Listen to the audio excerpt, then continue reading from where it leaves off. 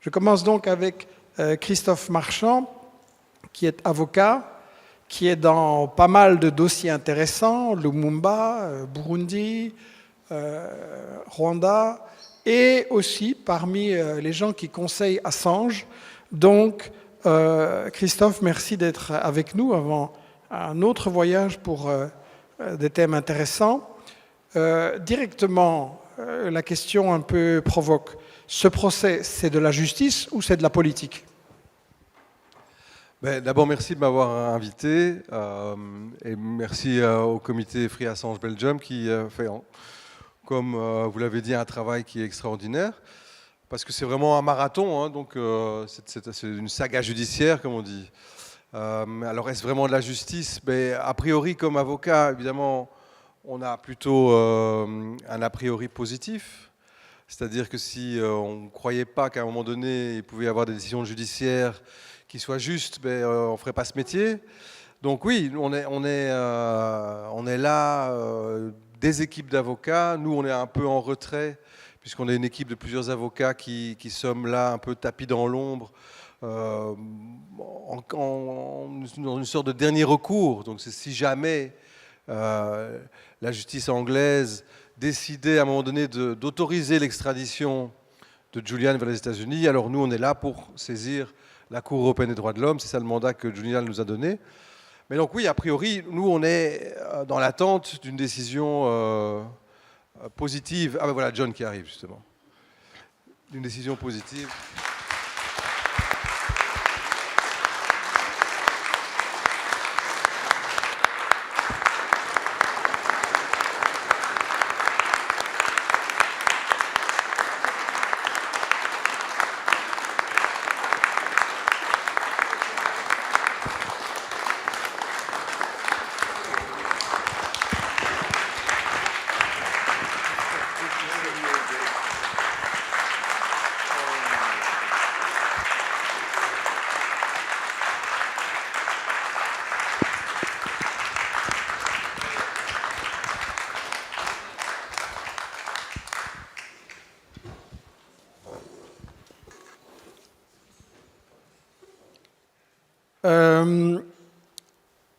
Je vais poser une question à la fois très simple et très compliquée. Comment ça se fait qu'un journaliste australien opérant en Europe se retrouve en préventive très longtemps dans un quartier de haute sécurité, dans l'isolement, d'après le rapporteur de l'ONU, torture mentale, pour des faits de journalisme et qui soit menacé d'extradition vers les États-Unis, un pays dont il n'a jamais été sous la juridiction. Et moi qui ai fait, dans le bâtiment d'à côté d'ailleurs, mes études de droit il y a un siècle, même comme docteur en droit, je ne peux pas comprendre cette aberration. Comment c'est possible ? Et je pense que c'est comme vous le disiez, c'est un procès qui est purement politique. C'est purement politique. Et donc c'est une espèce de coup de force des États-Unis à l'égard de la liberté d'expression. C'est ça le cœur de ce procès. C'est-à-dire que les États-Unis veulent faire un exemple de Julian en disant au monde entier, si jamais vous osez publier des informations sur les crimes qu'on commet, des informations qui seraient couvertes par le secret d'État, eh bien voilà ce qui va vous arriver. Vous allez être persécuté, vous allez être mis en prison et vous allez subir un harcèlement judiciaire puissant qui a pour objectif qu'il soit extradé vers les États-Unis où il sera condamné, et chacun le sait, je veux dire, si jamais il arrive là-bas, il sortira jamais de prison. Ça, c'est un message politique uniquement. Oui, justement, quel est le risque s'il est aux États-Unis ? Ah, le risque aux États-Unis, il est terrifiant. Alors, un des aspects de la défense, c'est de décrire justement les conditions de détention aux États-Unis dans les dossiers chauds, les dossiers politiques, les dossiers terroristes. Et nous, par exemple, au cabinet, on a un client qui s'appelle Nizar Travelsi, que vous connaissez de nom, qui a été extradé illégalement par la Belgique vers les États-Unis et qui est dans ce système de Special Administrative Measures, les SAM, comme on dit. Et cet homme est torturé. Cet homme n'a toujours pas été jugé, donc il a été envoyé pour être jugé aux États-Unis, je ne sais plus quand c'était, mais il a fait presque 10 ans. Et il est dans une cellule. Moi, je suis interdit de voyage aux États-Unis, donc je n'ai pas pu aller le voir, parce qu'on voulait aller le voir. Interdit de voyage. Oui, voilà. Mais j'ai un de mes associés qui Terroristes aussi, alors, les avocats. Comme vous et moi, non? Oui. Et donc, j'ai un associé qui a été le voir et qui a décrit ses conditions de détention. Il est dans une espèce de bunker sous terre. Il ne voit jamais la lumière du jour. Il a les flashs lumineux pendant 24 heures sur 24. Cet homme est dans une situation où il est complètement torturé. Et en fait, ce que j'ai compris à un moment donné, c'est qu'on a beaucoup crié quand il y a eu Guantanamo, après le 11 septembre, qui était là, en dehors du territoire des États-Unis. Et finalement, le président Obama a dit on va supprimer Guantanamo. En fait, ce qu'ils ont fait, c'est qu'ils ont importé Guantanamo aux États-Unis. Et ce qui se passait à Guantanamo se passe actuellement dans les prisons américaines. Donc c'est ça qu'ils risquent là-bas. Ils risquent d'être dans des conditions de détention absolument épouvantables. Et dans des conditions aussi où il sera dans l'impossibilité de se défendre. Parce que par exemple, ces mesures administratives, là, les Special Administrative Measures, ça touche les personnes qui sont détenues, mais aussi leurs avocats.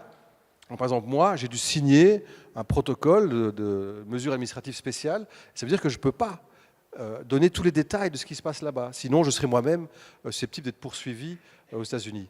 Et donc, il n'y a pas à la fois, il n'y a pas de justice possible là-bas, parce qu'on imagine mal comment on va pouvoir se défendre, et d'autre part, les conditions de détention sont absolument abominables pour des gens qui sont des cibles politiques. Vous êtes en train de nous dire que notre plus cher, notre plus proche allié, le pays qu'à l'école et dans les médias on nous dit le modèle pour la défense de la démocratie, est en train de pratiquer la torture et l'illégalité systématiquement. Oui, c'est ça, mais c'est pas nouveau non plus. Hein. Je veux dire, ça, on le sait depuis. Non, mais depuis juridiquement. Oui. Même juridiquement, on soutient des criminels. Dans l'histoire du droit international, on a vu à plein de reprises les États-Unis qui, il suffit de parler de l'affaire Nicaragua, par exemple, en 1986, c'est déjà la même chose. C'est déjà un État qui, finalement, a un discours politique à l'égard du monde qui est il faut respecter les droits humains, il faut respecter le droit international, mais qui lui-même ne le respecte pas.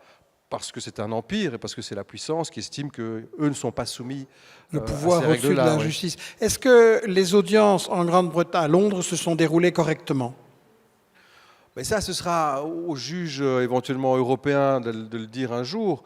Nous, on considère que ça ne se passe pas bien, qu'il y a une série de violations des droits fondamentaux qui sont à l'œuvre constamment. Par exemple, ne fût-ce que par exemple l'impossibilité pour Julian d'assister à ces audiences avec ses avocats et de pouvoir discuter avec eux. On s'est tous bien rendu compte que le système britannique n'est pas un système comme chez nous. Donc ce sont des longues audiences qui durent parfois plusieurs semaines où des experts sont entendus. Ils sont soumis, les experts de la défense, puis les experts de la partie poursuivante, et ils sont soumis à des contre-interrogatoires. Et donc il y a une interaction constante et nécessaire avec les avocats qui doit exister, mais qui est pour l'instant refusée par les tribunaux britanniques. C'est un des aspects, je dirais, par rapport à ce dossier qui font que Julian est dans une situation complète où c'est impossible pour lui de se défendre. Et ce qui est formidable, c'est que tous les 3 mois, il y a un nouvel élément. Tous les 3 mois, il y a un nouveau scandale. Là, le nouveau scandale qui vient de sortir, c'est que l'État qui demande son extradition a planifié son exécution, voulait l'assassiner quand il était à l'ambassade d'Équateur. Donc ce sont des éléments qui sont tellement incroyables qu'on se dit, en tout cas en tant qu'avocat, en tant que juriste, qu'il n'est pas possible que le juge britannique autorise cette extradition. Et le fait que la CIA a également espionné Julian Assange quand il était réfugié à l'ambassade, les entretiens avec ses avocats, etc., c'est pas quelque chose qui rend la procédure illégale? Et c'est toujours la même chose, c'est qu'il y a des violations de la procédure qui sont assez claires. Après, il faut qu'il y ait un juge à un moment donné qui prenne la décision en disant oui, cette violation de la procédure-là est inacceptable et donc j'annule la procédure. Mais c'est le travail que les équipes britanniques d'avocats qui Mais sont justement, il y a des combatifs enquêtes qui ont montré que la juge qui supervise le procès, pas celle qui apparaît dans les audiences, mais qui supervise, Lady Arbuthnot, son mari et son fils ont reçu des cadeaux de groupes militaires et de sécurité, donc elle a un intérêt. Normalement, un juge dont la famille a des intérêts dans l'affaire devrait se révoquer d'elle-même, non? Oui, ça, ce sont les éléments, je dirais, très précis de la défense, sur lesquels moi je ne vais pas m'épancher ici, parce qu'on ne va pas faire le jugement dans une conférence, mais il y a en effet beaucoup d'éléments que nous, en tant qu'avocats, comme je vous ai dit, on regarde, on observe, on fait un peu les notaires, entre guillemets, c'est-à-dire qu'on prend note et on documente toutes les violations dont Julian est victime en Grande-Bretagne, pour si un jour on doit saisir un juge international qui, on l'espère, aura plus d'indépendance si on doit aller jusque-là. Les États-Unis ont changé 3 fois leurs accusations contre Julian Assange, donc pas très clair qu'est-ce qu'ils lui reprochent exactement. Et puis on a appris après, assez récemment, que leur témoin clé, qui était un pédophile, récidiviste, un escroc, avait en fait été mis sous pression par le FBI pour mentir contre Julian Assange. Est-ce que le procès alors ne devrait pas... Mais de nouveau, oui. Nous, on prend note de tous ces éléments, on les met les uns à côté des autres. Je veux dire, comme avocat, nous, on est spécialisé dans les matières d'extradition. Et le dossier de Julian Assange, pour un avocat, c'est vraiment un très très bon dossier, parce qu'on a tous les éléments qui démontrent quoi? Qui démontrent que la justice là-bas va être tout à fait impossible.